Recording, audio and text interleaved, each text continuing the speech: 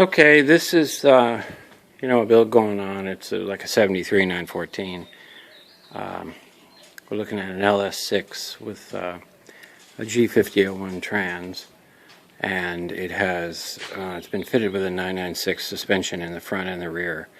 And we're talking about the complete suspension, where really you could pull it right out of a car and stick it right in without any modifications. Right now we're looking at the front of the car, and we've got the cooling system. Obviously we have fans and some really massive relays. I was lucky enough to get some 100 amp relays. They're transibus relays, and so we're not going to lose any amperage going through those. And right in the middle right here is an electric cooling fan, electric power steering pump that goes directly down to the factory 996 power steering rack, and it's about one of the only things that really was changed. It was changed in position to work on this project. And we got some fans here, and these fans are they're pretty crazy. They're like 2,000 CFM each. They're only 12 inches, so I've got inch and a quarter here on the top, inch and a half here, going all the way through, and then the fuel system has a little bit to be desired, but it's functional at this point. The car's not been running yet. We've got the one hose regulator system. It's just like a Corvette. We're moving over. We don't have any doors. Not much else in here. We got some steel. And then we're looking at the LS6. We got a little water manifold from Toy Jet. We've got custom stainless steel headers. We've got the 55-gallon power pump. We got a few fittings here. You can kind of see the idea that we've got the hoses going through the center here. Got the drive-by-wire steering pedal. And got some pedal assemblies, which still need some work, clearly. When we come back, we got a little larger fender flare set up here. Steel obviously needs a lot of work, but it's pretty precise. Got the S calipers, 996 brakes, Boxster S brakes. Got the G50. And there's a little better look at the headers.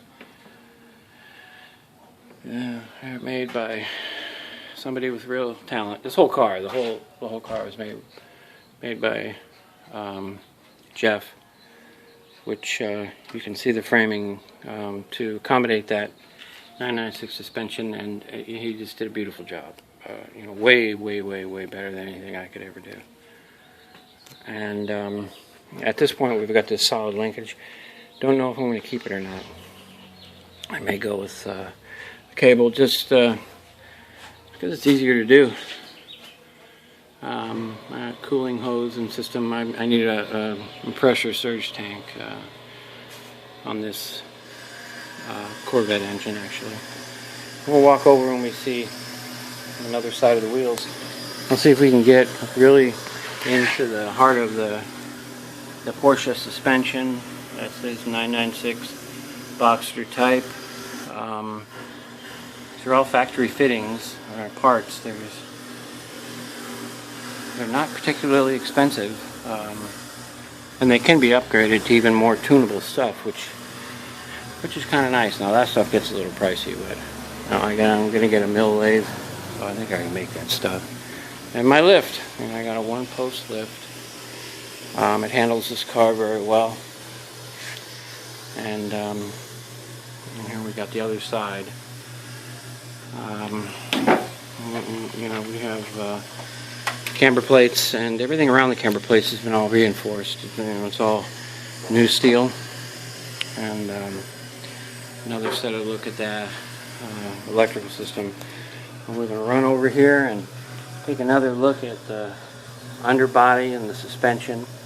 You can tell everything's there. Even the The sway bars are going to be a little harder to put together, but basically they shouldn't be too difficult. And there's a seat. I'm not sure I'm going to use those seats, but definitely have to mock up a very large, very thick firewall, one that I can remove. Air intake is just to keep bugs out right now. And let's go back over to see. You can see the engine cross member and how it was made, and it's a brilliant, really, design. Cross member sits down about a ½ inch lower than that Batman pan down there, which is really, I mean, this guy thinks ahead. He's just really, really talented. Not my work. I couldn't do it. Okay, thank you.